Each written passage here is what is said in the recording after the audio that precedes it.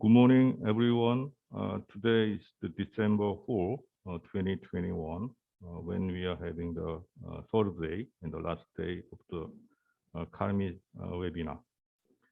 Up to yesterday, we have covered several, about 30 papers regarding the ESG, finance, and ASEAN. Today, we will have about 10 presentation on the environmental issue, in particular water issues from the global perspective with internationally renowned experts in water issues. And after that, we are moving on to the some paper presentation on finance and the ASEAN finance. Today we have a special guest from the EMBA program, SKKU. There will be around 50 students joining the conference for the first water session for 3 presentations. I hope you enjoy the conference and the presentation. As well. And before going into the first session regarding the water issues or problem, let me introduce the moderator, Professor Dr. Ho Dong-il from Chungnam University. He is so busy with his research and teaching at his university, but I could invite him because he is very close friend of mine. We went to same high school and same university 40 years ago. So please welcome Professor So for his moderation and for his speech.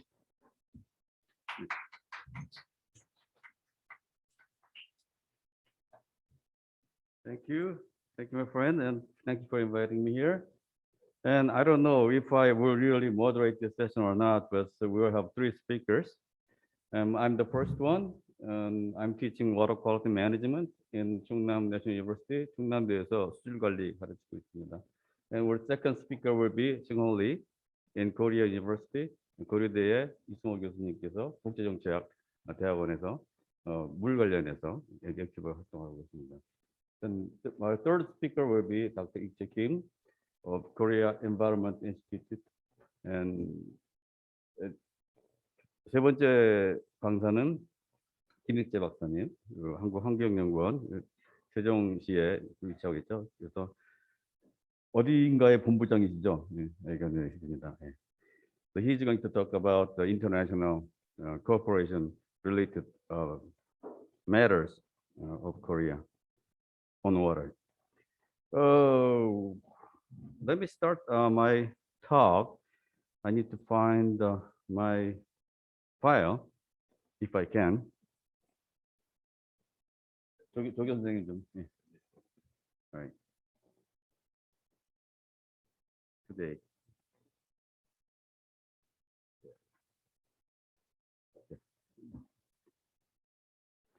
All right. I hope I can communicate with you.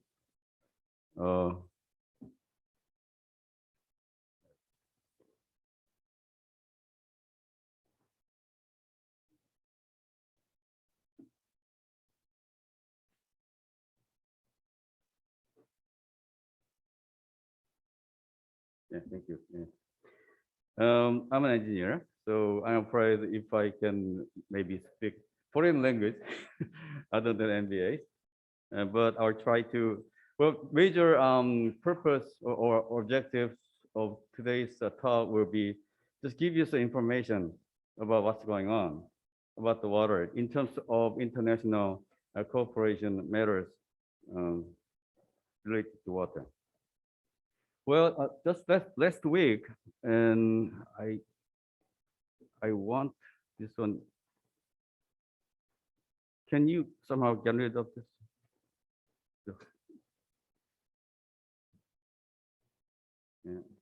Okay, thank you. Yeah, sorry. And just this week, on this Wednesday, I hosted a special session regarding the freshwater cyanobacteria. Maybe this is your totally foreign language for you, but this is about harmful algal bloom. In Korean, it's 녹조현상. And we have talked about this a lot because of Hadegang, four major river restoration project. So people are talking about if we have a 녹조현상 or a harmful algal bloom situation because of the dam construction in the water. But in here, we just had a purely principle or general discussions about harmful algal bloom. And so I just briefly want to talk about what I did in here. This is the pictures taken for harmful algal blooms or 녹조현상 in water, in rivers, lakes, and coastal areas. In Korea, we also have a lot of problems. So I don't want to talk about details in here, but I just want to show you what's the harmful algal bloom or HAPs in water, which is one of the this has been one of the major problem in water in the world. Well, typically we have problems of the water because of the source of the problem. Source of the problem to water is being generated from the outside. So when we have rain and the water is gonna moving to the water, surface water, along with the pollutant. And that's the situation in general. In the case of urban setup, and we have rain and also pipelines that carry the dirty part of the water from my home and to the treatment plant or to the river. So those are typical what is this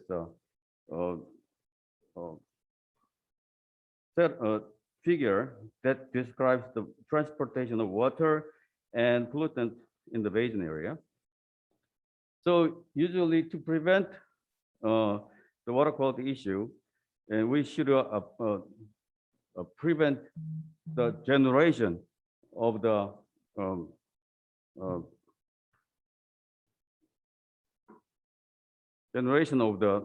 pollutant. This is the figure about that part, and also we have a very complicated procedure to treat the pollutant in the treatment plant. We probably don't have any idea. And also in the agricultural area and things like that, we have some natural-based solutions. And also inside the water, we have many methods to control that, the biological, chemical, and physical. I think this is just more than enough for you about the HAB stuff related talk. And let me just come back to the original topic.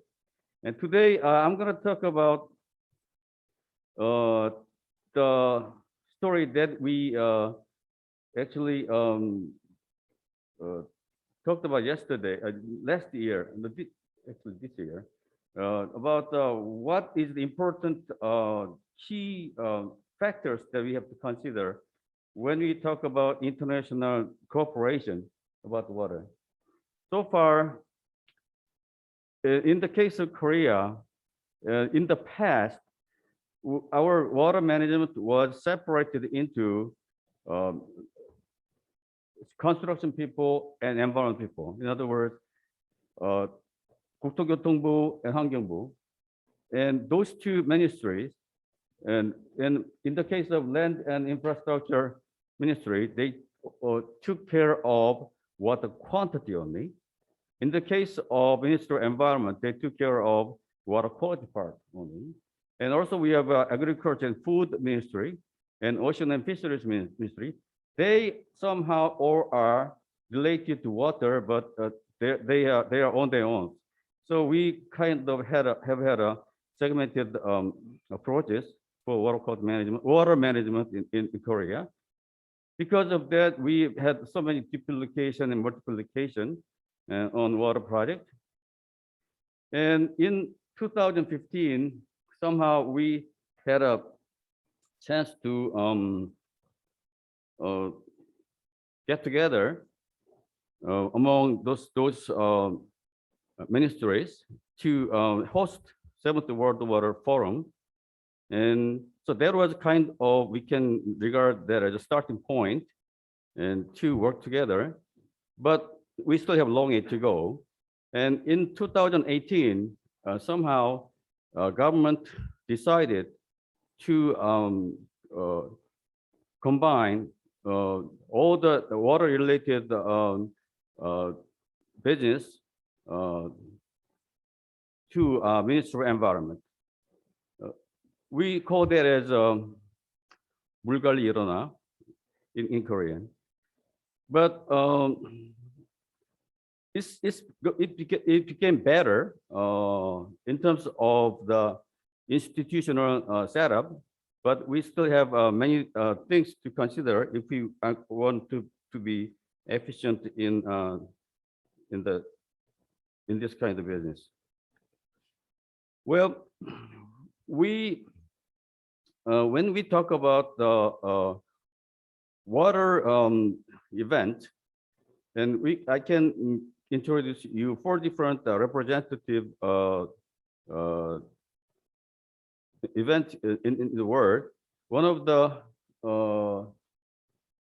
event was it will be Stockholm World Water International Week, and it actually is supported by the Swedish government, and they have been hosting this event from 1991 annually. So this one is regarded as one of the largest water-related conference or event, and many people are actually coming to talk about water. Not just the engineers, and in here many people, including the political people and the NGO people, and many people actually are coming and to talk about that. So this is one of the biggest event, and you may, I don't know, in the future have a chance to go there and hear or listen or talk about stuff about the water. And then World Water Forum, since it is held for every 3 years, and every 3 years is held in a different continent. It's going to be held next year. We have 9th World Water Forum in Senegal, Africa. I don't know if that is going to be held successfully or not because of COVID-19 situation, but we hosted 7th World Water Forum in Korea before. The other one was Singapore International Water Week, and it's a little bit industry concentrated event. So every water industry actually in the world get together and they show their products and then business, the softwares, hardwares, and also we can, many political people also can come in and then talk about that. That happens every 2 years. And also similar but different stuff is Amsterdam International Water Week. And Korea also is planning to hold this kind of big water event because except Singapore, everything has been held in European countries. So we want to have kind of have initiative by hosting the similar World Water event. And we temporarily call it the Korea International Water Week, but we have lots of problems. But before we actually launch that efficiently, we have many things to talk about and then prepare in advance.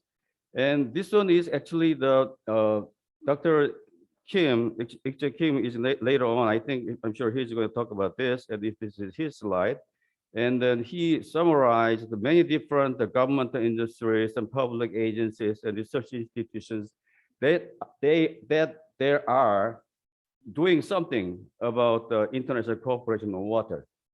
As you can see, so many different agencies. Well, I don't think that this is bad because they can do things in parallel, but sometimes we need to talk about efficiencies and then the data, what is this, data share to be more efficient. But in fact, we do not have any central platform to control this at this time. So it's a little bit of a thing that we need to think about.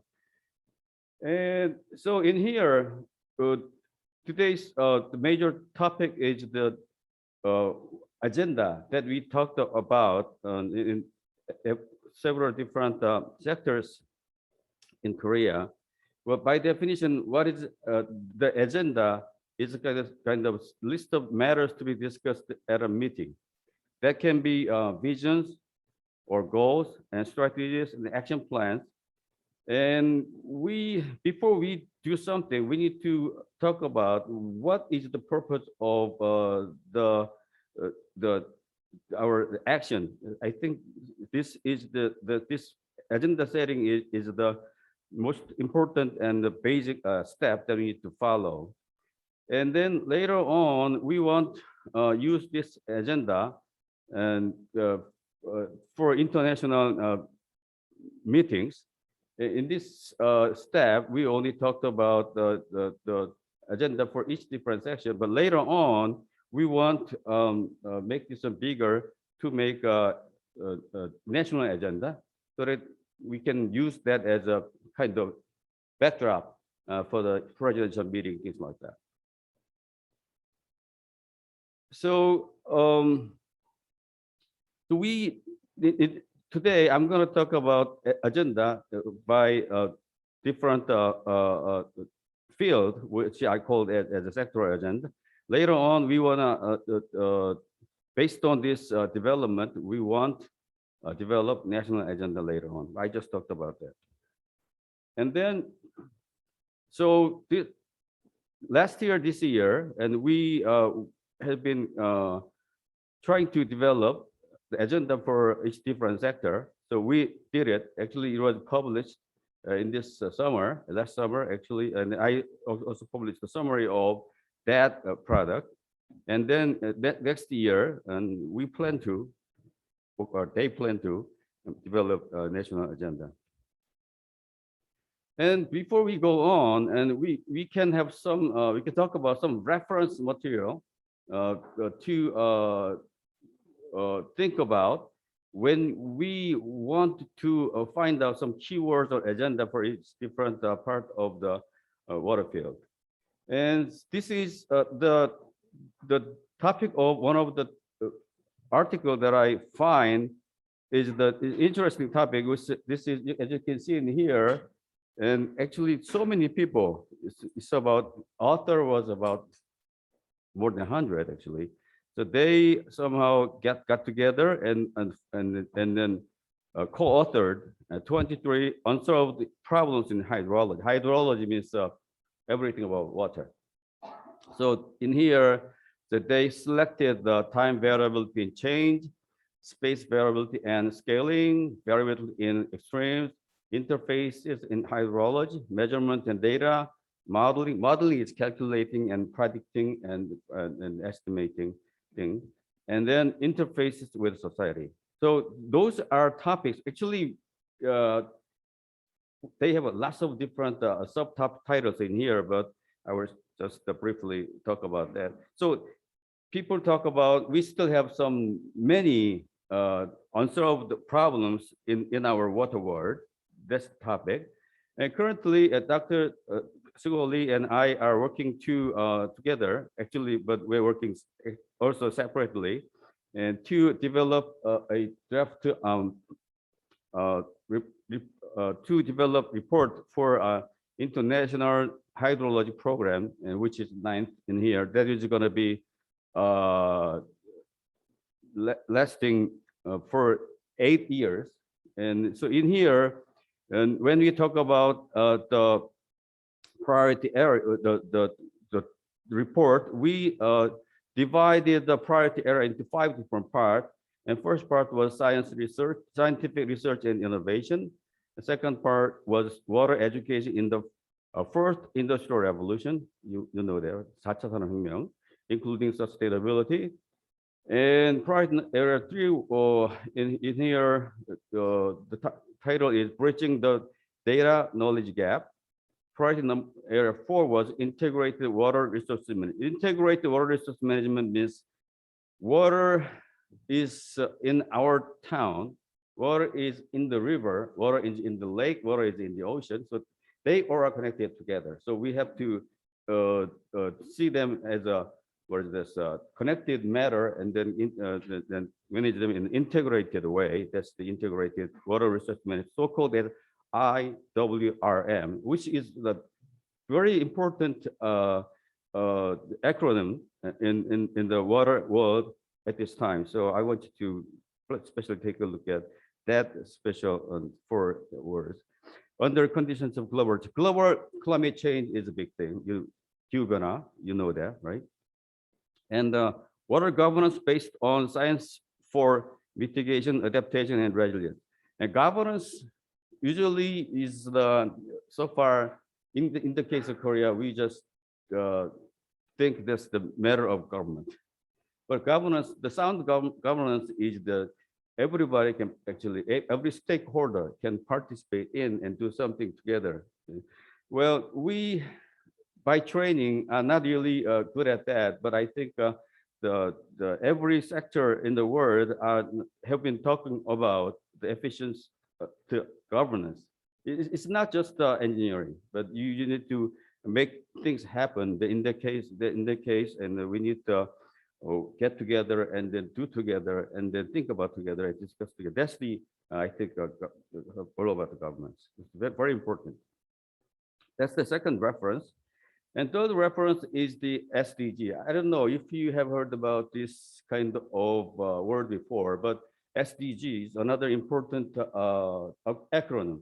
That is abbreviation of Sustainable Development Goals at United Nations. And they, all the state members, member countries got together and decided to, these 17 categories are important. And then in each different category, and we made goals to achieve. So every year, every government have to make their own score and then compete with each other to complete this goal by year 2030. I'm not sure if we can just meet this goal by the time, but Korean government also is trying to meet this goal. And so this is a big deal. Also, you probably have watched the recent news that President Moon went to Scotland for COP26. That's about carbon neutrality. And she proposed that we'll cut down our CO2 production by 40% by year 2030, which is really ambitious. But anyway, carbon neutrality is we make carbon generation by burning fuel. But we need to plant a tree that can eat CO2, so we can have an equal between production and consumption. So that's the the basic idea about carbon neutrality. So we have to promote industry that can help to solve this problem. So this is the big deal. I think probably in the case of business world, this will be the big matters. And so you have to, I think it's worth to pay attention because this is a big topic. Also, we now here, I understand we here for this is the second topic is ESG. So in the case of environment, we need to take care of land, water, and air. And in the case of society, we have human capital management and diverse engagement in the workspace, and community commitment is social, some important aspect of the social among ESG. And in the governance and data privacy, stakeholder engagement and transparency, and if I can see this one, and risk management. I think that many of the often Professor Pong Yu Chong is talking about risk management, though I don't know what it is in detail. Anyway, so people got together, and I'm sorry about the Korean names, but probably you don't care about who are they. But we somehow divided our sectors in 6 different parts, like here. So water resources and wastewater, water quality management, agriculture, integrated water management, and cross-cutting issues. By the way, we have 2 co-chairmen over there and who took care of the cross-cutting issues in this development. So we got together last year. Well, we have had lots of meetings in advance. So this was the general meeting that was held in COEX this year. And I just want to briefly introduce what was the conclusion, or in other words, what was the key words they selected. Well, actually, we had lots of investigation before, and then we sent out lots of Starbucks coupons to get the idea from our many through the academic associations. So this is the outcome of all kinds of different stories. So in the case of water resources disaster part, they think these 3 keywords are important: water and city, climate change, water security. Water security is if you can have water and without any issue. In the case of Africa, they do not have even drinking water for daily consumption. That's a big issue. So rest of part is, I will just read the agenda but they made by using this keyword: securing megacity water resources based on smart technology, and climate change issue, prevention of water disaster considering harmony of human and nature. And then water security is adaptation of climate change using 4th industrial revolution technology. And the next one is the wastewater part, and they said that includes drinking water and treating wastewater, industrial water. And so in here, they picked 3 different important words, which are safe drinking water, strengthen safe drinking water management and citizen participation, and carbon neutral treatment, because the treatment of water requires lots of energy consumption, and development of carbon neutral water treatment to prepare for climate changes, and smart water and wastewater. Smart water and wastewater for fair distribution of water. Those are topics and keywords and agenda that they selected. In the water quality management and aquatic ecosystem part, health of aquatic ecosystem is the first keyword. A healthy aquatic system for coexistence of nature and human, climate change and water quality management, technology advances of water quality management for climate change and future generation, harmful algal bloom and micropollutant. Harmful algal bloom, we talked about that. And micropollutant is the small stuff, such as antibiotics or cosmetics, and they can be a problem. 항생제 같은 거, and toxics, and that's the problem. And safe and health water quality environment from toxic pollutant. So this is the thing.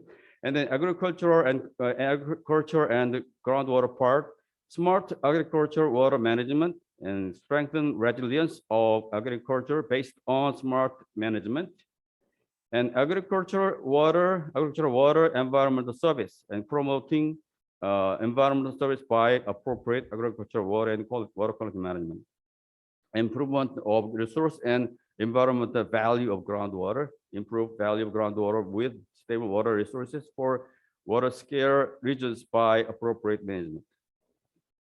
And then integrate the water quality management and reuse, and they picked 4 different stuff.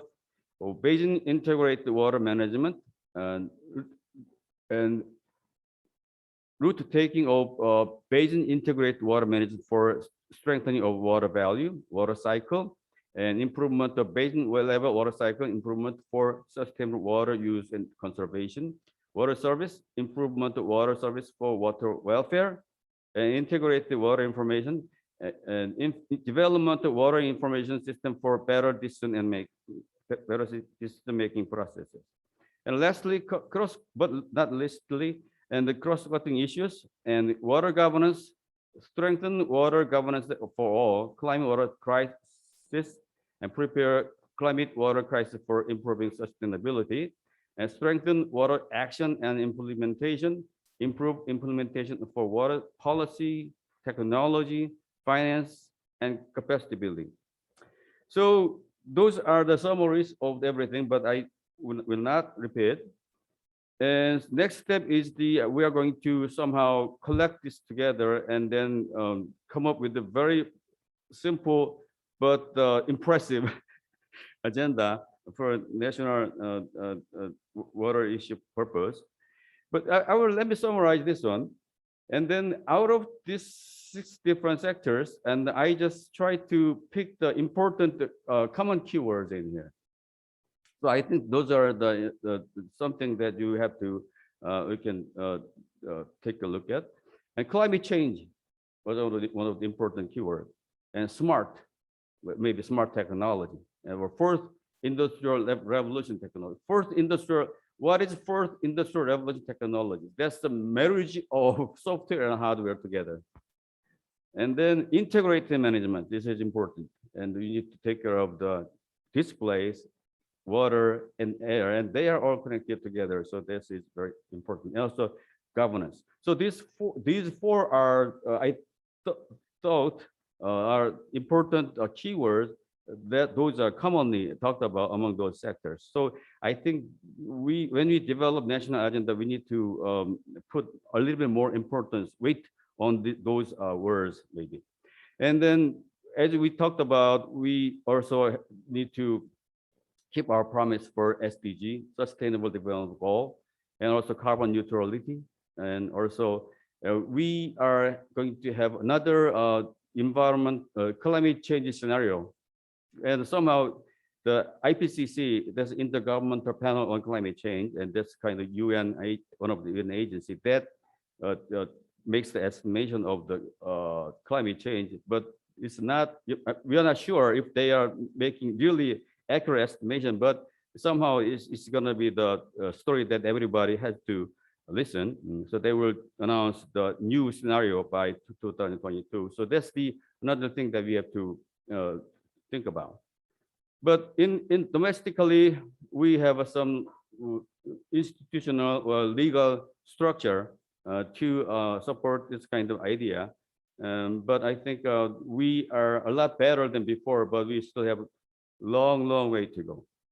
Let me summarize my talk at this time. I hope I manage the time okay. And then I will just give my floor to Professor Lee. Oh, by the way, do you have any questions? You can ask in Korean, which I'm more familiar with.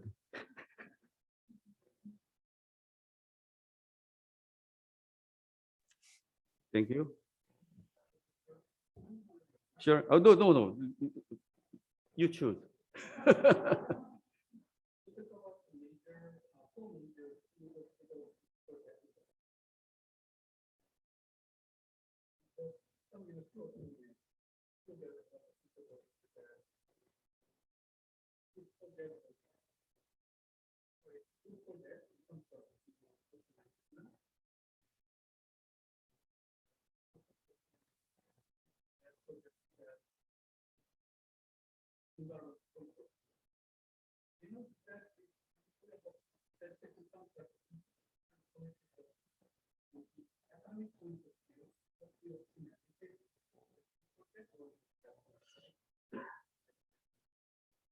Maybe we need to meet at the other place and spend some days. So it's a very good question, actually. And let me say like this, that's a political decision. And it's different from academic decision. And I follow common sense and science. So I choose between O's and X's, but they choose U and I. So it's different. So people in academic sector should not consider political. Well, if it is okay, it's okay to follow them, but they should be based on common sense and science. I always try to think about what is yes, what is no, or in other words, what is O's and X's. For the fourth major river restoration project, and human being is born to destroy the environment. We just survive by destroying our surroundings. So we do that. And so we cannot live like people in the ancient ages. But we need to keep the system as natural as possible. But we need to put some engineering because of natural disasters or another disaster case. So based on those kind of temporal or special necessities, we can do something. But that's purely must be based on the sound judgment about the situation. In that case, we can build something, just like building the road, things like that. So it's overall, we should not say that we should not finger pointing this is good or bad. And some are good, some are not good. So I think at this time, we need to actually de-evaluate everything, in my personal opinion, and based on sound judgment. And then I think some can be useful, some may need to go. So, but we still, in my personal opinion, we still are under the pressure or political point of view. So people are not talking about their own voice. And if you make your own voice, you know that. So it's not communist country, but sometimes we get strange pressure. But I think but at least people in the academic world should talk about O's and X's all the time. That's my opinion. Other question?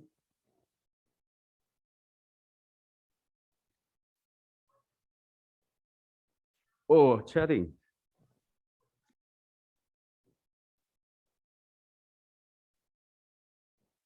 What is this?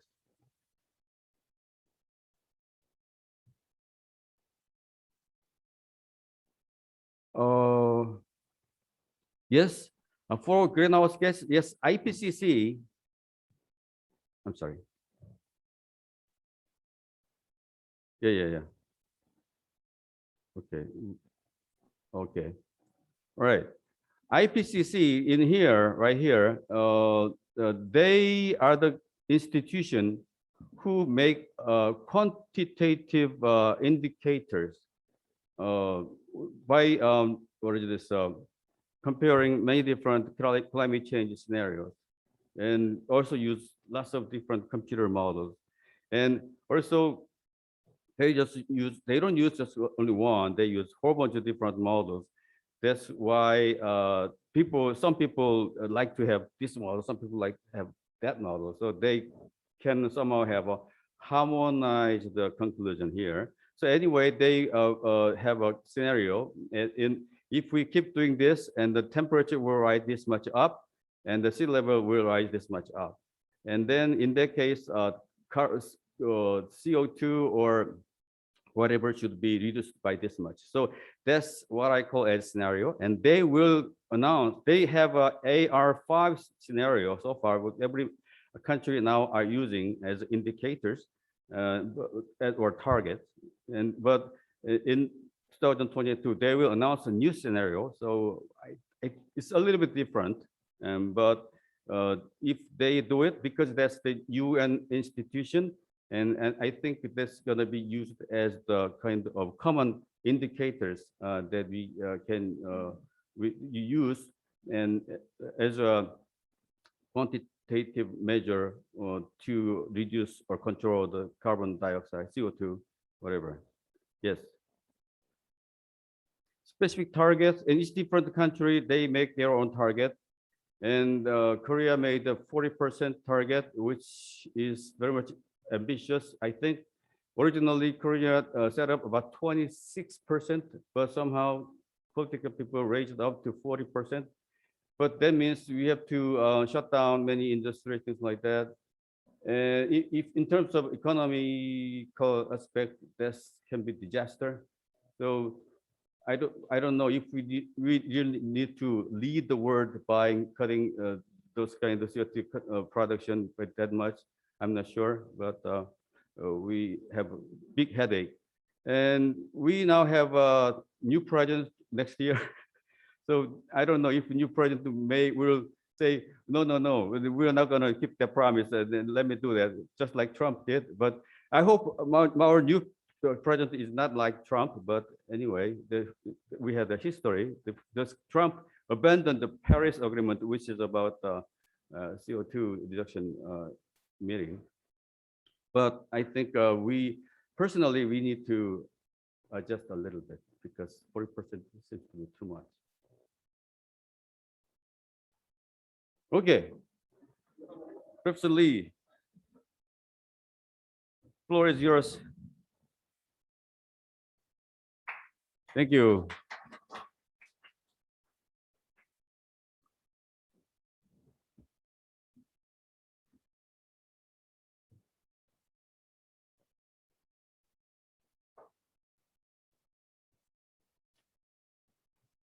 Yeah, F4.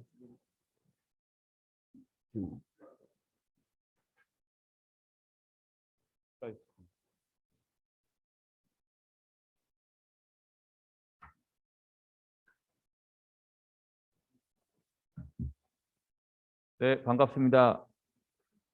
Very nice to see you all and meet you all, and over the screen as well as also face to face. I'm very delighted to come here, and also I feel really privileged to invite you to come to Songyungan University, also particularly at the very prestigious business school. Before we move on to my talk, I'd like to say a bit more about my connection with the industries and business. I used to work for the Daewoo International back then, late 1990s, just about after the IMF bailout system. And I was involved in trying to export the plants, which means not really the plants, factories producing some kind of manufacturing materials. So that was the first time I was involved in water, because water treatment plants was one of them. Anyway, so I used to work for the company for 2 years, international trade, and then I've changed my mind, all different kind up and down, but I ended up doing my PhD on water policy. So the one thing I want to really clearly say, my identity is not really engineer. I'm geographer. I've got a PhD in geography, and so I'm slightly different people like them. There are 2 engineers. I really respect the engineers, but I'm using very similar language like you, like business studies, also the social and political science. So today I'd like to draw your attention of more international perspectives rather than Korea or international. It's more like a Korea's involvement into the international development, which means that so far Korea has been very busy going abroad and doing something abroad, which means that we're trying to show that we Koreans, we are internationalized. But nowadays, we are busy inviting people to come to Korea, which means that the internationalization is now inward-looking rather than outward-looking. So now I'm sure that the Songyungan University, also business school, have many foreign colleagues. And also today, I'm very delighted to have the ASEAN colleagues who are interested in Korea's experiences in insurance and risk management. So these are all reflecting that Korea is now both sides, like bilateral, multilateral involvement, internationalization. This is one of the efforts. I was interested in Mekong River Basin more long time ago when I was doing my PhD. And then my PhD was about China's water policy. But then later on, I was very much focused on China domestic issues, water issues. Then a few years later, I was more interested about China's engagement with other neighbors, particularly these Mekong riparian countries. The title today I have put this one is that not necessarily just Mekong River, but that's Lanchang. Lanchang is the name called by Chinese looking at the Mekong. The Chinese, they have their own name about the Mekong, but usually nowadays, Lanchang is regarded as the name representing the upper river basin of the Mekong, because there are 6 riparian countries, including China. So today, I would like to draw your attention of the very much one of the very important matters, not only for me, like water people, but also for business people too. One very fundamental question these days in all of the world, not only about East Asia, is that can you live without China?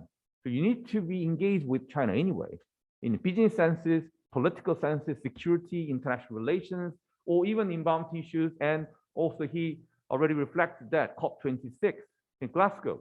Although Mr. Xi Jinping, he decided not to go there, and like also Mr. Putin, these 2 macho men, I'm not sure why they didn't really show off their really macho thing in Glasgow, but they didn't go there.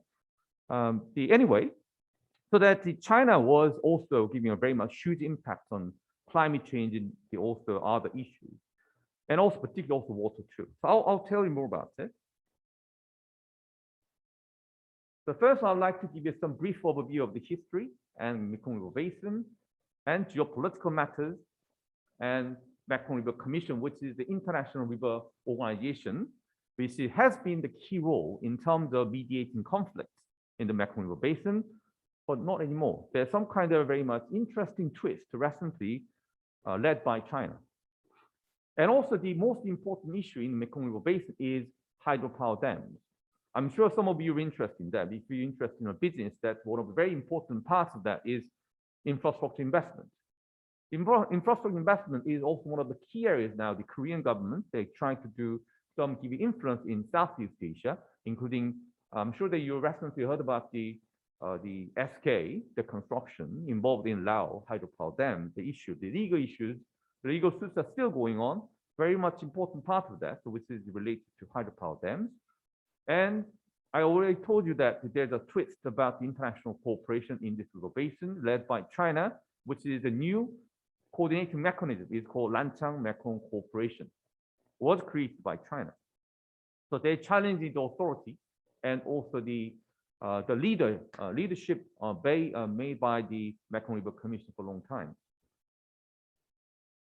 So I already told you some kind of very background already, that the rationale why hydropower developments in the Mekong River Basin is an engine for growth, but an issue for controversy.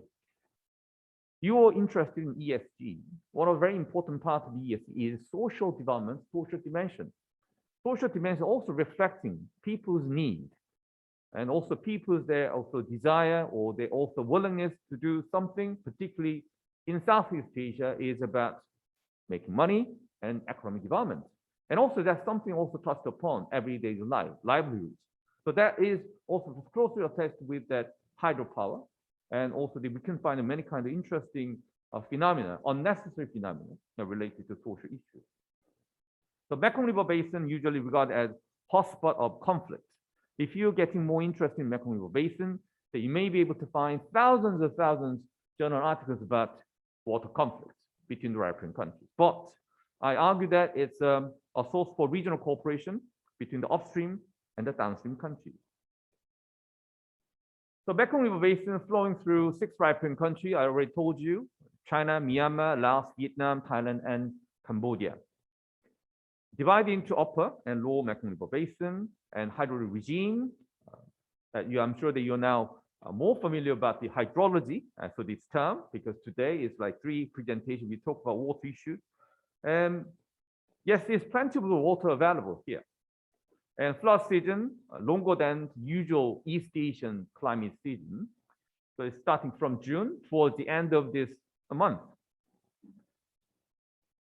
And potential hydropower energy source, energy demand, Mekong River Basin, Thailand, Vietnam. These are the 2 major leading countries in terms of economic development. We got this very impressive economic growth figure, although of course, if you try to reflect that the 2020 economic growth rate, for example, in Thailand is a -6% GDP growth rate. So that's a slightly different story. But recently, these two countries are leading that way. We need more electricity for their economic growth. So these are the overview of the Mekong River Basin. And also we can talk about, of course, the ecosystems, the environmental issues. And one of the very interesting issues you have to remember is that if you look at some of the Mekong Ripen countries' issues or development and also other issues, one of them is about freshwater fish. Freshwater fish resource is not really abundant in Korea. So there are people, if you want to eat something like a fish, then you're expecting the fish from the ocean. But here that Mekong Ripen country, if you go to Thailand also, for example, Laos and Vietnam and Cambodia, particularly Cambodia, they're eating freshwater fish. And Tonle Sap is one of the most famous areas that you can fish thousand fish. And you can see the 850 fish species living in this Tonle Sap. It's the largest freshwater lake in Southeast Asia, important for Cambodia's economy. Although the Tonle Sap is freshwater lake, but it's also connected to Mekong River, the main stream. And also every season, the flood season, Tonle Sap's water level is heavily affected by the level of water in the Mekong River Basin. So this is a Mekong River Basin. You can see that the different national flags starting from China, Tibetan Plateau, and flows all the way down to the Cambodia Mekong River Delta. And also Vietnam, for them, for example, the Mekong Delta has been the most important rice field for them. And Laos is countries in the middle. So for them, it's hydropower. Thailand also is important for irrigation projects. And the Myanmar, not necessarily very much concerned about Mekong River because their contribution is very little. They're more concerned about other river, for example, Salween River, which is shared with China. Maybe we don't have time to talk about that. This is the side profile. So if you look at this profile, you understand why China is so much, they're obsessed with building hydropower dams upstream and allow PDR, Laos as well, because of the steep, that degree. In other countries, they compare with these two countries, they are not necessarily having a very large much hydropower potential. And these are some kind of each country's contribution in terms of water flow. If you look at that, the Laos has the largest portion of the water flow, and China little, but because of the geographical advantage they have, they got plenty of the hydropower potential. And this precipitation patterns, if you look at the dark colors, that means that more concentrated rainfall. And you can see that around the middle part of the Mekong River Basin, that the Laos, they got plenty of water available. So if you look at the history, going back to the 1950s, 60s, 70s, that all kinds of conflicts going on, not only about Vietnam War, but also between Thailand, Laos, and these countries, lower Mekong Ripen countries, although they are now sitting together on the table and then happily talking to each other, it looks, but they got a very long, bloody history between the countries. They're conflicting each other. And then the Paris Peace Agreement was one of the turning points for these countries to get together and to be more cooperating. And then the monumental agreement was done in 1995 between the four lower Mekong countries, and they decided to set up Mekong River Commission and to follow the principle equitable utilization, which means that if you have the transboundary international water rivers, then this is one of the very much international norms to stick to. The equitable utilization means that each country has to be concerned about other ripening countries, and then once you use your water, then you need to make sure that you don't need to give any harm to other neighboring countries. So equitable use, equitable utilization. And then 1995 agreement was a watershed for this whole international cooperation in this area. But then 2015, as I said before, at the beginning, China, they created this Lanchang Mekong cooperation mechanism, which was becoming the game changer for this international cooperation in the Mekong Basin, because until the 2015, that this mechanism, China was criticized by Mekong Right-hand countries, particularly low Mekong countries, for building their own hydropower dams without proper consultation. So geopolitics, each country has a different interest, particularly China, Yunnan province, which is southwestern part of China. They've been very much desperately looking for the ways how to get out of their landlocked, their locations. Because the Yunnan province, they don't really have any seaports. And the only way they can do some more, bolster their international trade was they want to have the trade routes through the Mekong River, which is inland navigation rather than sea waterways. But then Chinese central government, they didn't really have interest about this neighboring countries' engagement. But Yunnan provincial government, they've been talking to the central government, and we need to have sort of a better relationship. And then later on, that they eventually have this Lantang Mekong cooperation mechanism. But so far, until very recently, China has been criticized by many low Mekong countries. They don't really talk with our interest. And then to upstream them, they're building dams, which means that they can block the waterway. And not only about water, but also sediments and other fish migration, all these issues. And the low Mekong countries, they're very unhappy about the China's upstream the dam. And Myanmar, as I said before, because their portion related to Mekong is very little, so they're more interested in Salween and also Irrawaddy rivers. And Laos, now they always want to be that the battery of Asia, which means that they are located on the center of the Mekong River basin. That they occupy a very strategic position. So whether or not if some countries they're asking them to send hydropower, so they're always ready to switch on. Okay, we can send the electricity. So they are very much busy building a hydropower dam together with China. And Thailand is rather different position. Thailand, except for China, Thailand always has been a big brother in this among the low Mekong countries. And also they are very much good at diplomatic relationship. As you know, that Thailand was the only country were not colonized when they're going back to the 20th century and early 20th century. So that Thailand has been their kind of broker for hydropower development. Cambodia, they're interested in Tonle Sap because, as I said before, so much important for the country. And Vietnam, rice production on Mekong Delta.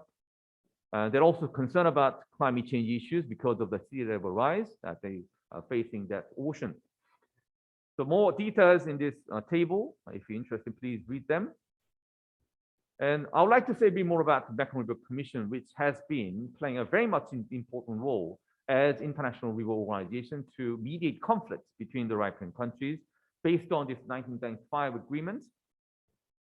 And structural functions, the problem is, as I said before, Mekong River, there are 6 right-hand countries, but only 4 low Mekong countries, they agreed to have this, the international treaty. What about China and Myanmar? They just staying as the dialogue partner.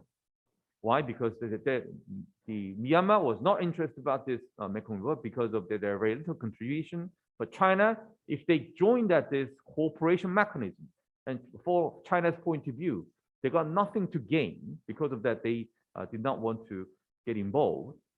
Because of that, very important issue is that political legitimacy never ever been confirmed because of the lack of the 2 right-hand countries.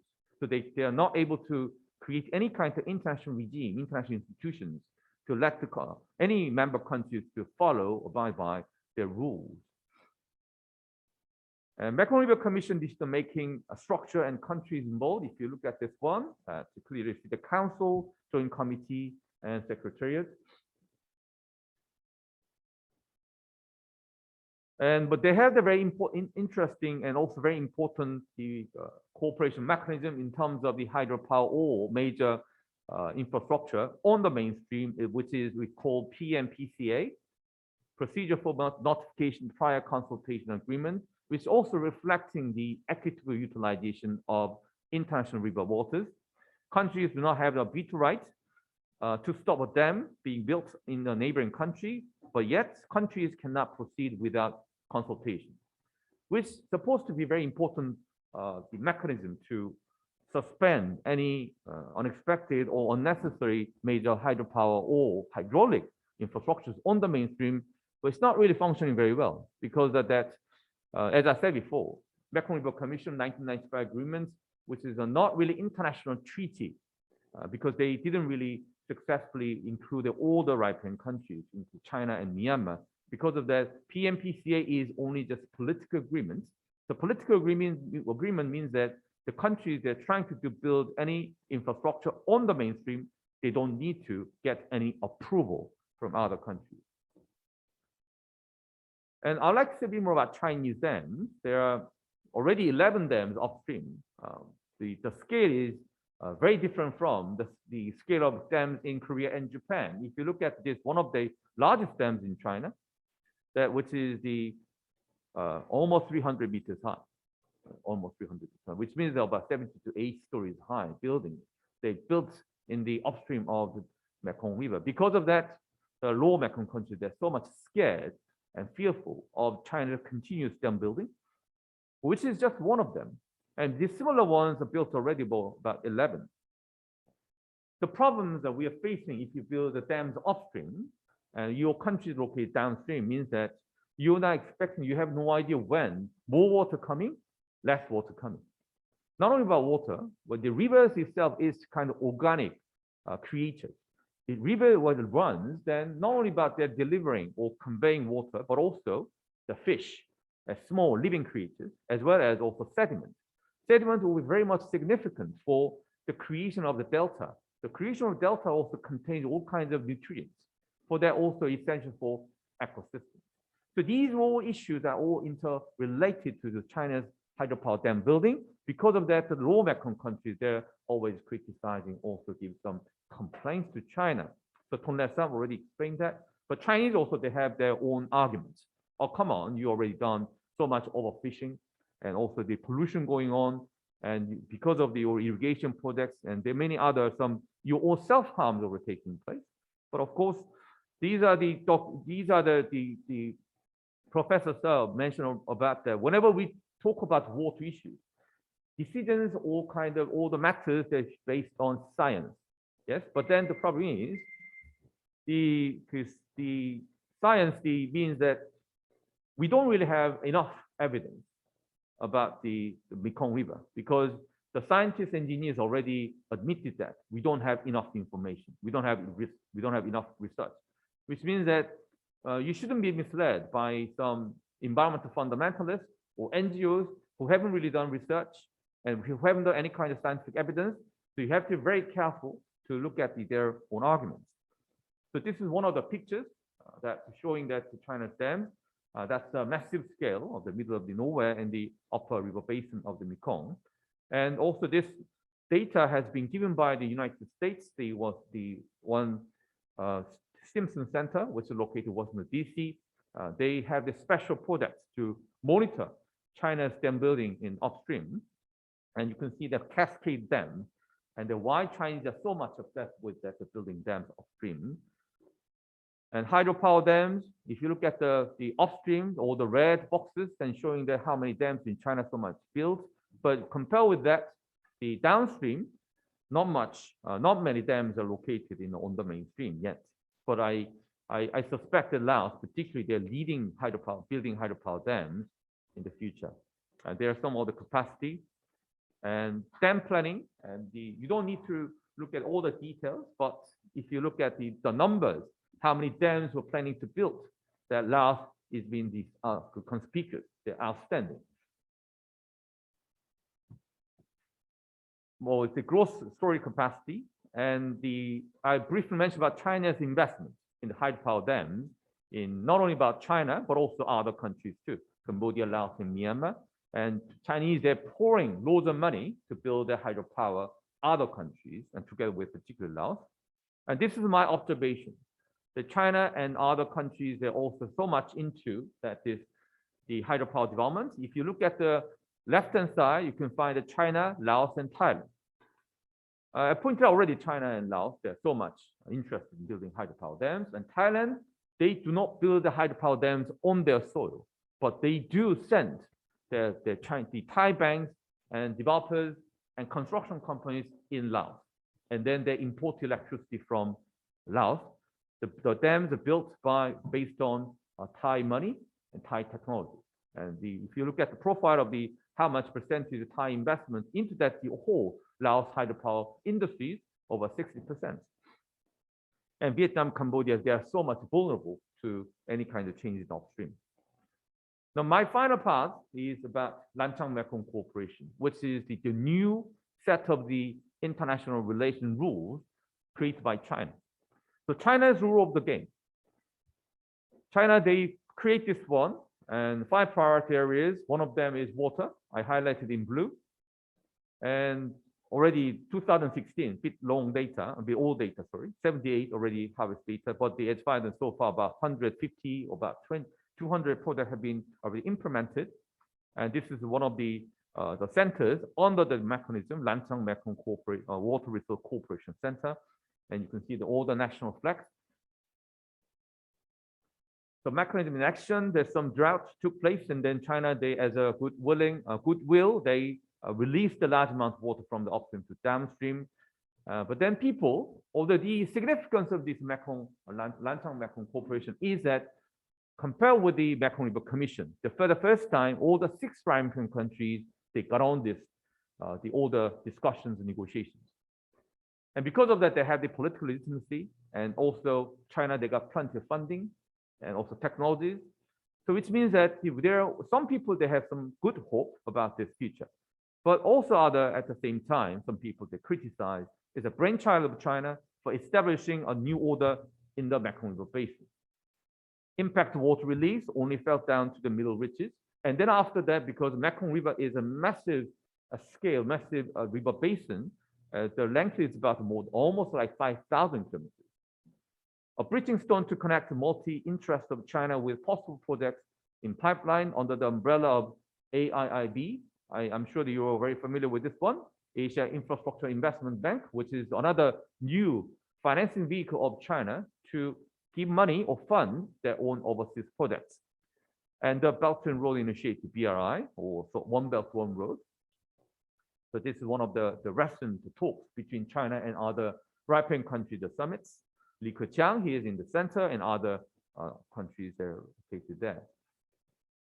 And the meeting, all the information now is given. They talk about this. The China's there are more commitment to providing some support for lower Mekong countries. The other 2 slides, I would like to summarize how the international cooperation mechanisms have been changed. If you look at the left-hand side, that Mekong River Commission, China, Myanmar, they are outside of the circle. But now, if you look at the right-hand side, I intentionally put the color of red, because China now is dominating all the discourses and influences all their aspects. And Lancang Mekong Cooperation Mechanism, you can see that I put that it's money, technologies, human resources, there are plenty. So China is now trying to dominate all this game, and which means that this is my metaphor. Beforehand, Mekong River Commission is like a Southeast Asian restaurant.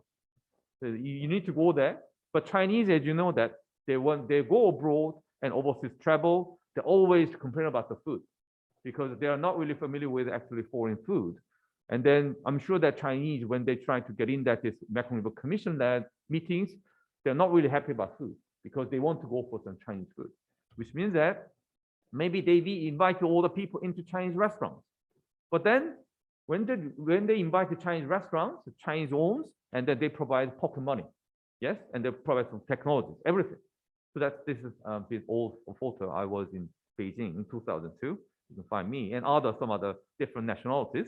Anyway, so this is my metaphor. Beforehand, China was invited to Southeast Asian restaurant, but now they have their own restaurant and own it, and then providing Chinese food, and then also giving some pocket money, all the technology to their Western countries.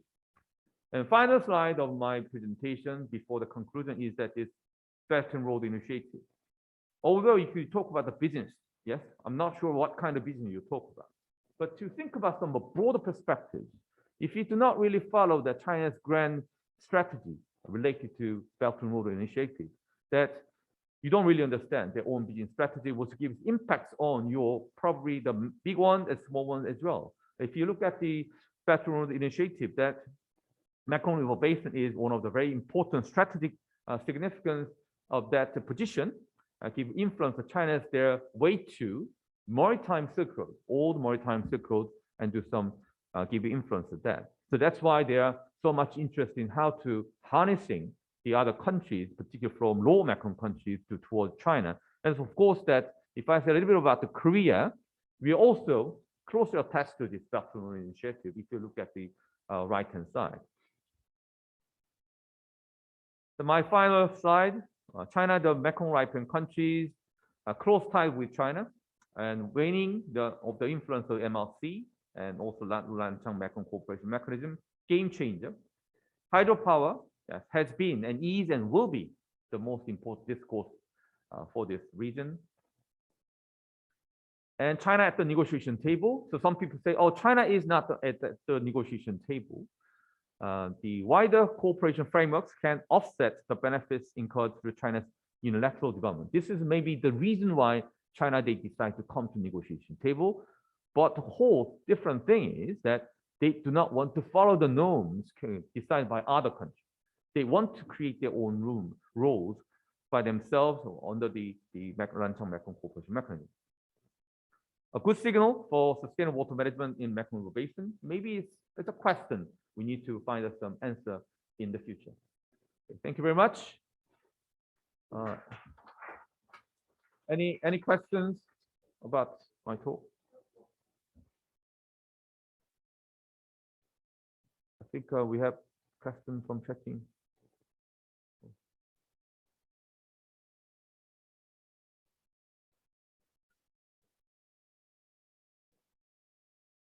Yes, I have a question from the, yes.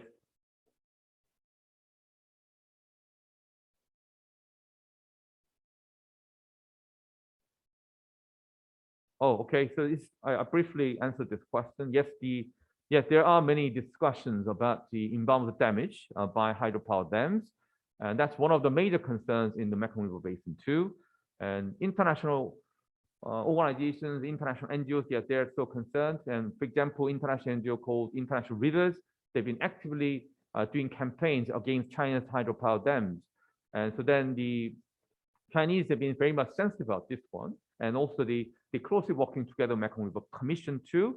But at the moment that the hydropower dams, the information is now more available and accessible by to other countries, because China is not trying to change their stance about this one. But still, hydropower dams, any kind of dam projects in not only in China but also in Mekong River Basin and Korea, not really easily accessible at the early stage. So it's still very opaque. So there are many things to be improved. Thank you.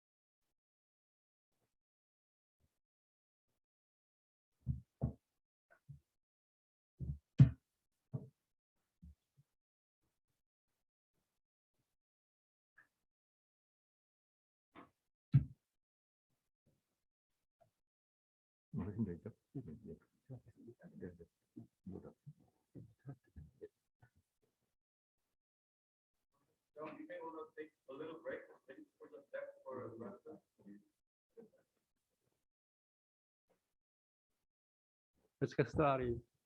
Okay.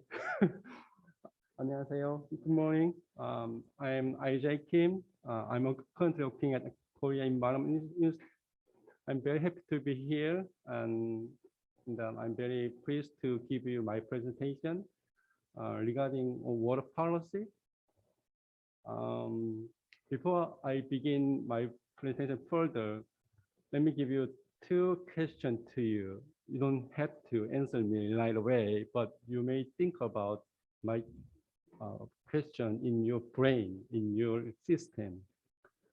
Number one, why water matters in your life? Why water matters in our community, in our nation? Second, if you were water manager, what kind of business you would like to improve water management? These two questions, I really want increased problems, opportunity you think of the in terms of the water management. Maybe my presentation is pretty much related to the K-drama 응답하라 1988, Respond 1988, because I will give you my talk in terms of past and current history of the world policy. I was engineer, but right now I'm primarily studying about policy. So talking about policy, maybe I will jump into a little bit of the politics. So all opinions, all information I'll give you is not official opinion from my institute. Okay, let me clear about that. So give me some Oregon, the flexibility to talk about politics. So when Korea has been freed from the Japan occupation since 1945, so we got nothing, as you know.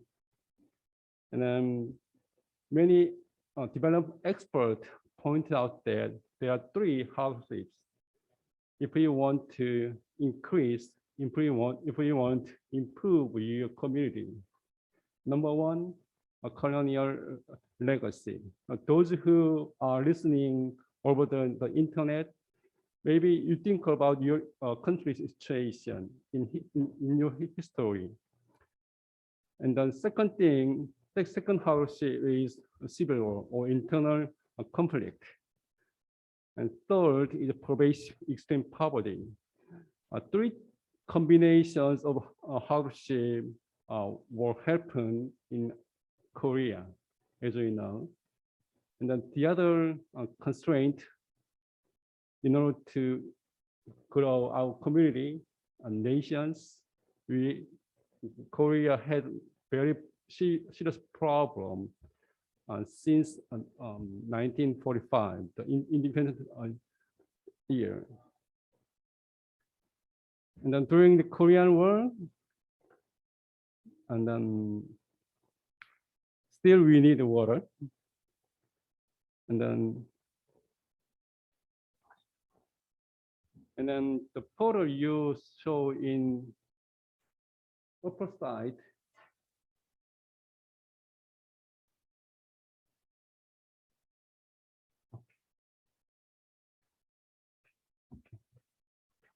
sorry.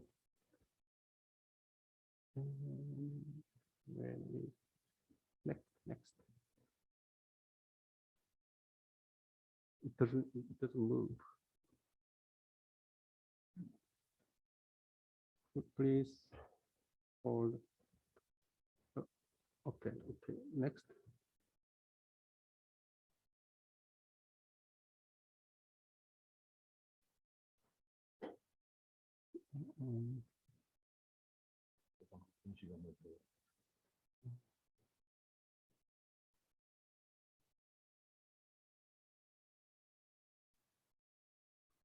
Can you see my presentation?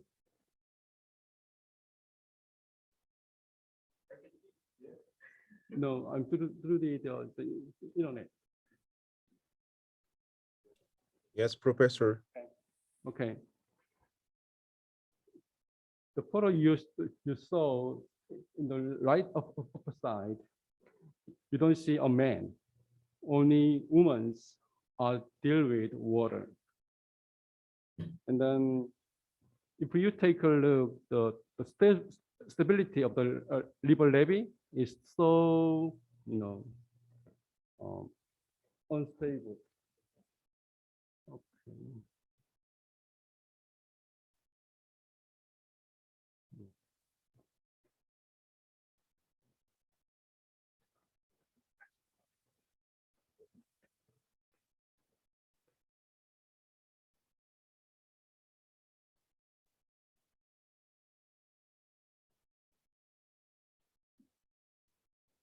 And then in 73, even in Seoul, many families need to water from a well.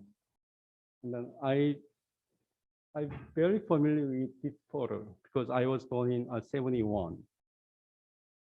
And if you go to rural area, still you see 부세식 화장실, latrine, and the farmers mixed the human feces with hay and then apply that to their farmland, which caused many health problems. And then during the Korean War, and then many infrastructure was gone. And then this photo was taken in Daegu, my hometown city, and Busan orphanage, and then Seoul. Can you guess where is it? The location? In Cheonggyecheon area. Cheonggyecheon area looks like the, the 50s, 60s, and 70s, 80s, and currently, whether or not you can enjoy the urban river landscape there. And talking about the constructing the multi-purpose dam, still nowadays the government cannot build anymore the large-scale dam, but during the 70s, the government built up many multi-purpose dams, so you can use sufficient and stable water from a dam to a water tap.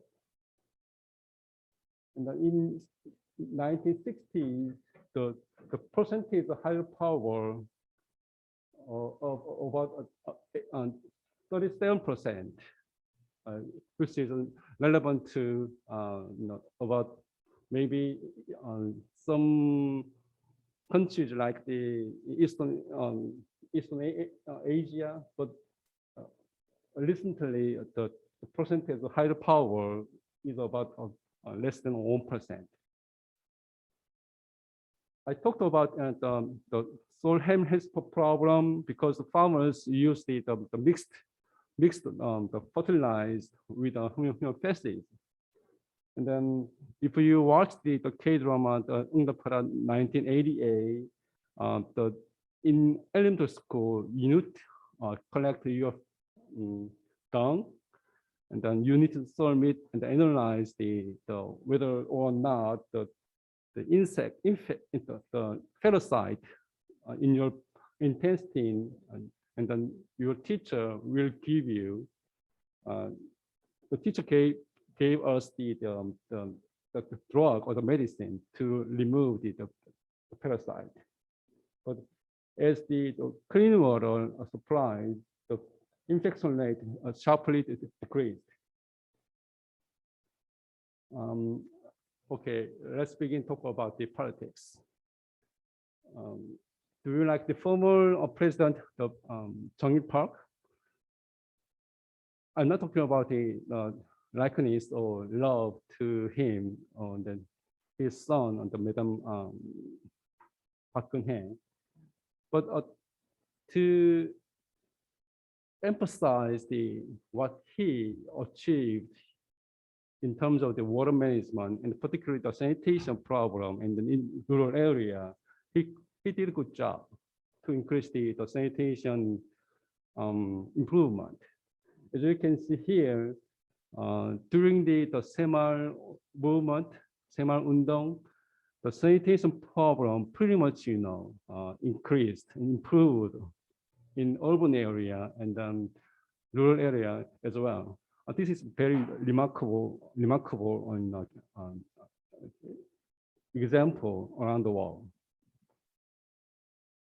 And then if you compare the numbers according to the Statistics Bureau, the increased the rate of the latrine or sanitation supply was higher than urban area during the first phase of the Semal Undong, Semal Village movement. So that this is one summary page of the the water policy after 1945. This is the water supply rate and the wastewater treatment rate, and then the blue dot curve is the GNP per capita. So this is a very unique achievement of Korean people. And then, so Korea economy openly call 3050. GNP per capita is greater than 30,000 US dollars. And then population of Korea is more than 50 million. And then the one problem is here. So let me ask you again. And do you know how much pay for your cell phone? Right? You clearly know about how much pay monthly payment for your smartphone and paper, right? And do you know how much pay for your electricity in your house? Okay, so some of you. And then what about water? Anyone? Anyone? Come on, people. So most of Korean people very sensitive about the smartphone and payment, and then next electricity, and then none of us are not sensitive to water price. Some of you, we are very sensitive about the subway, subway and even highway toll, but not water. Why is that? And I will conclude that question in my last slide. So during the about 30 years, Korean people achieved 3 things: flood management, and then drinking water supply, and then public health, sanitation, and the sewage treatment. But maybe Japan and Chile and then Malaysia, 3 or 4 nations achieved this remarkable achievement. So we are very proud of the water policy. And let's move on to 응답하라 1994, 응답하라 1994. So once we satisfy the water supply and the basic sanitation and the basic sewage management, the government moved to a little more the environmental management. So this table shows you a number of the stations, 측정망, across the water management, and meteorology, 기상대, 기상청, and the 수위, water level and flow, and water quality, and then even biological stations, and then radioactive, 방사능 물질, and then a lot of things. The government put many public tax, our money, in order to detect what's going on across the nation. And these are the different stages of the water quality monitoring stations. In 93, the Ministry of Environment operates only about more than 1,000. Right now, they operate more than 3,000. And the parameters, and then the lab expert analyzed the water quality. In 93, they only analyzed about 26 parameters, but nowadays they analyze more than 100 parameters. But still, we need more parameters added. Let me skip. So over the 20 years, to detect and monitor water quality, the government invest more than 20 times public tax than the year of the 2000. Huge money, huge money. That's why I call it environment management. The problem you found. If you remember, Professor Saw explained to you, we have huge overlapping during the 2 decades, 90s and 20s, even now. But these are the later, the KMA, 기상청, Korean Meteorology Agency, they operate about 10 radars. They call it weather radar. And then before the water reform, the Mollik, 국토교통부, they also operate the radar. They call it rainfall radar. Similar machines, similar locations, but they operate different purposes. So public tax wasted to capture the where rain's coming. And then this is a 새만금 유역, 새만금 watershed. And then the red dot is the water quality station. And then green square is a water flow level stations. In general, in my opinion, water quality station should be more than water level flow. The problem is the locations. Some and many locations are not combined to monitor water flow and water quality together at the same time. And to talk about the water supply, the K-Water 수자원공사 and the local government, they invest too much on installing new facilities and the new water intake. These are wasted by our public tax. This is a big problem.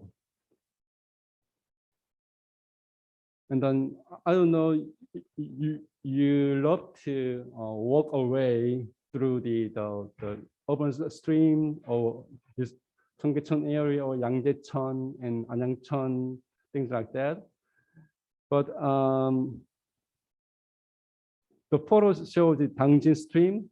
The government put public tax about 5 billion, about 50억.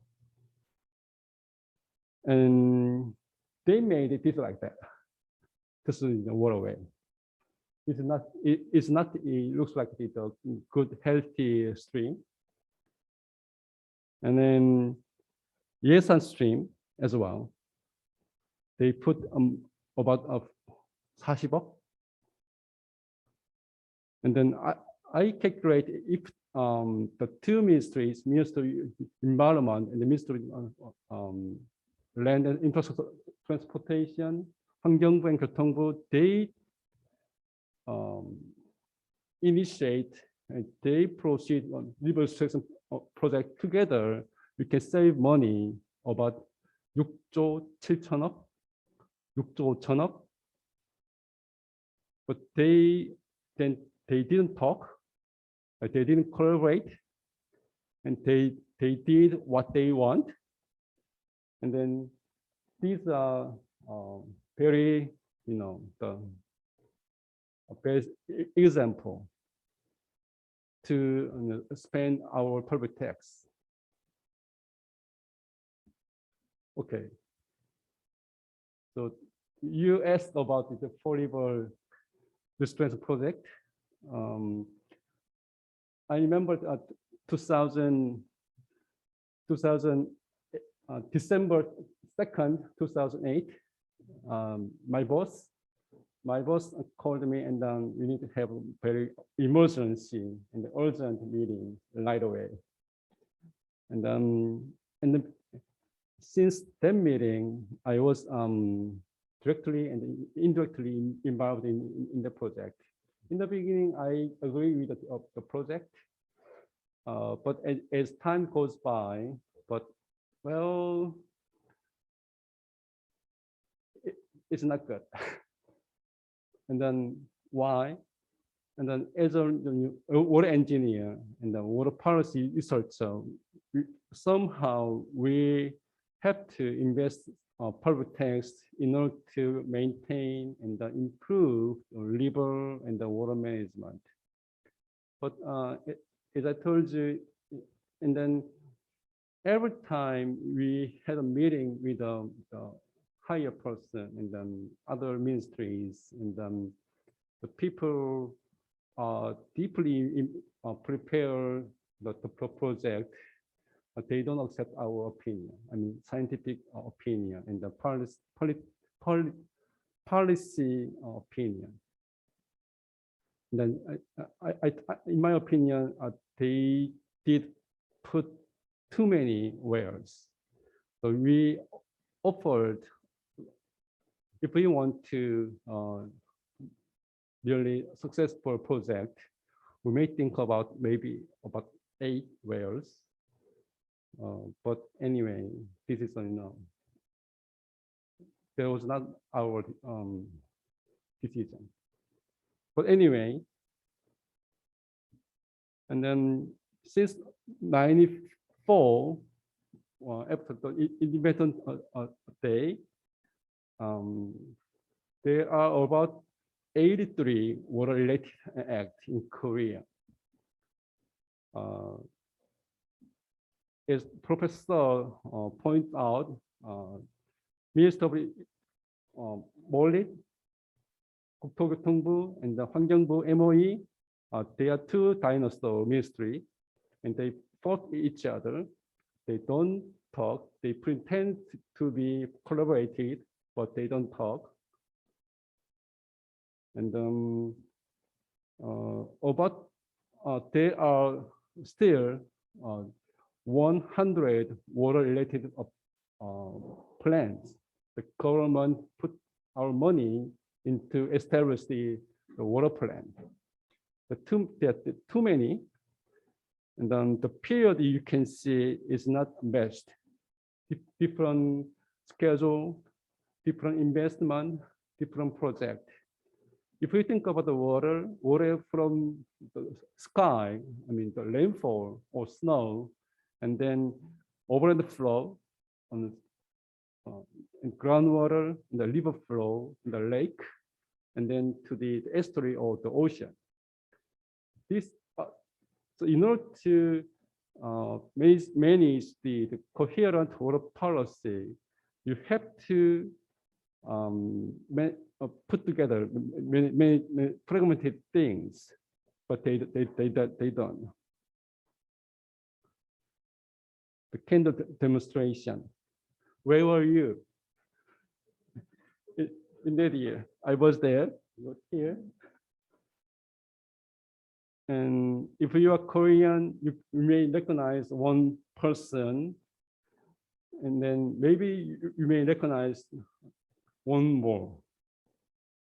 This guy, Im Jong-seok, the first, the secretary, and then former senior secretary of the civil society, and he got the order from the president, Moon Jae-in, and May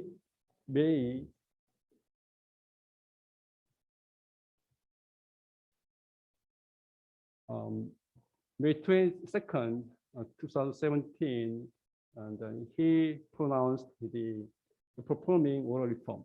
I call it water reform, but in Korean, 물관리 일어나. But at that time, as you know, the National Assembly was in the fully led by the how can I say it?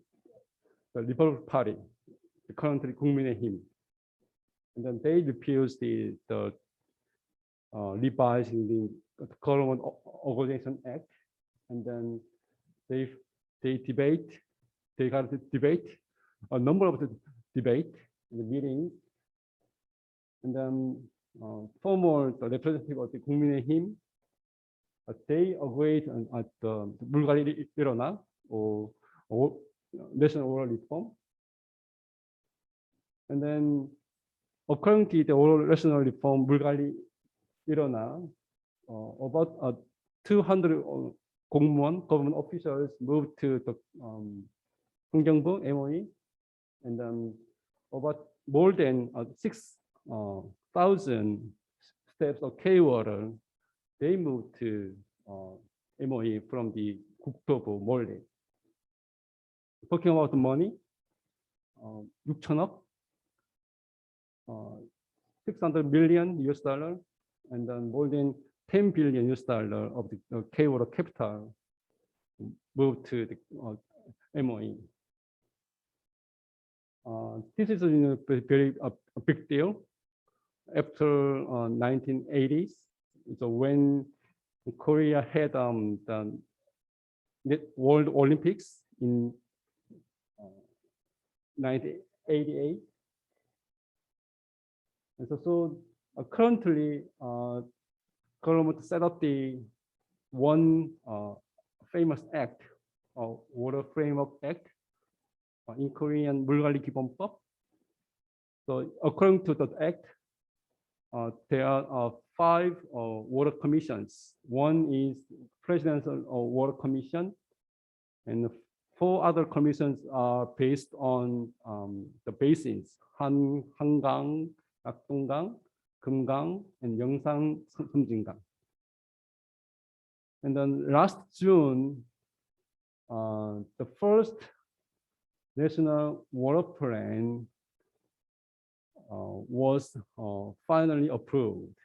This is the first integrated water plan after the Korean government established. So right now, 4 basin plans are currently under development. So Professor told you about SDG, Sustainable Development Goals. So I calculated 2 times SDG 6.51. That's represent integrated water management level. So before the water reform or 물관리 일어나, it was about 68, and then after the reform, after the 물관리 일어나, the part of the enabling environment and the institution and participation was very sharply increased. That's we got number 76. This is officially approved by the UN Water, but still we need to improve the last one, the financing. The financing, so you are very interested in. And let me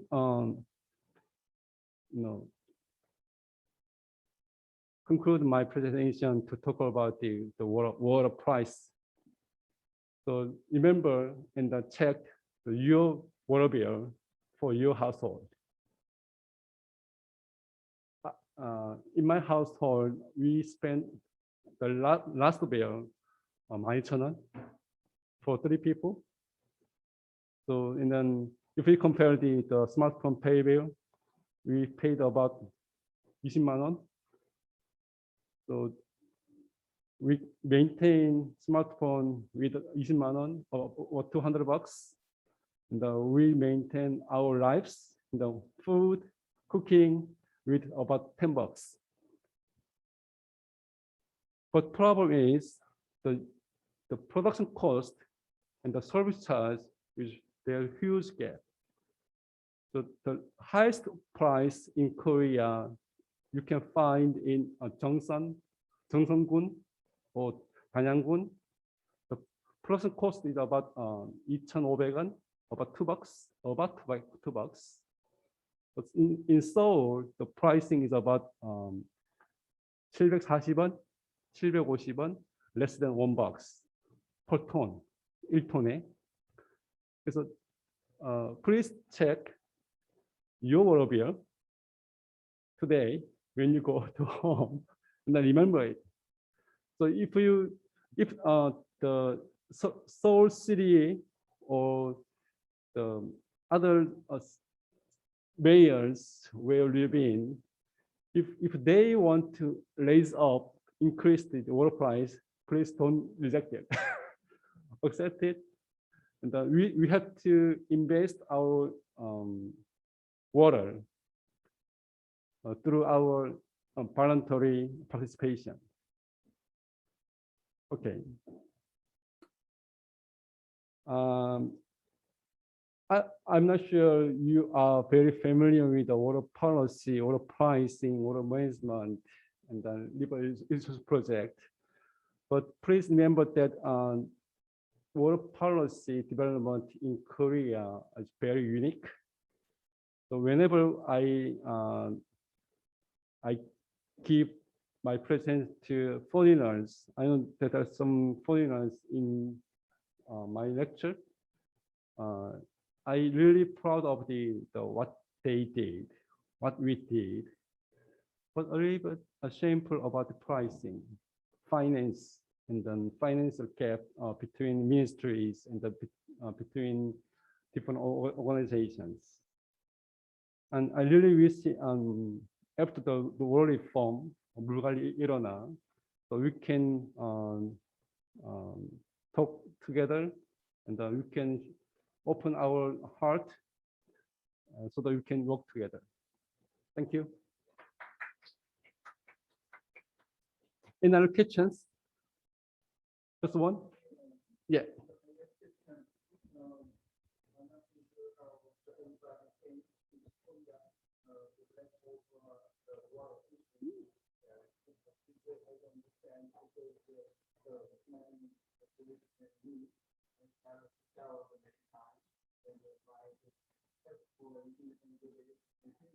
Uh-huh. Uh-huh.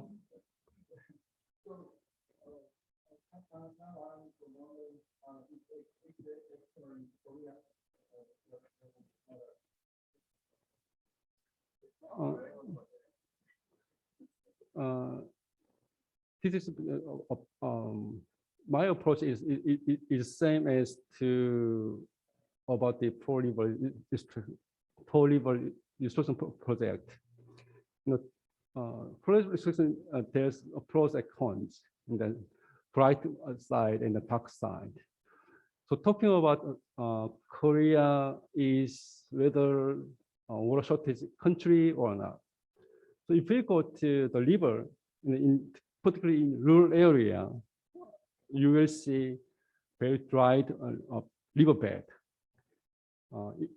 That means we are water shortage country. But talking about the water tap, 일반적으로 수도에 가정집 쓰는 수도에 가면은 water shortage가 아니죠. But in general, particularly in terms of the climate change, we are facing water shortage condition or staging.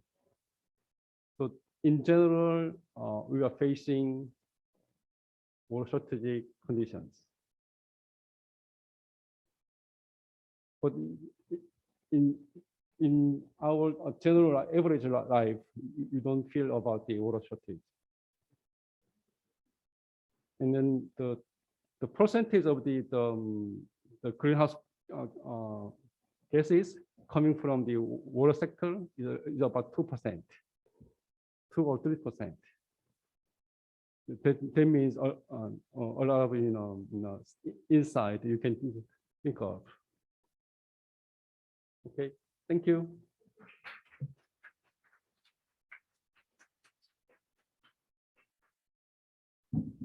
Okay, thanks to three international experts of water, we can understand the importance of the water once again.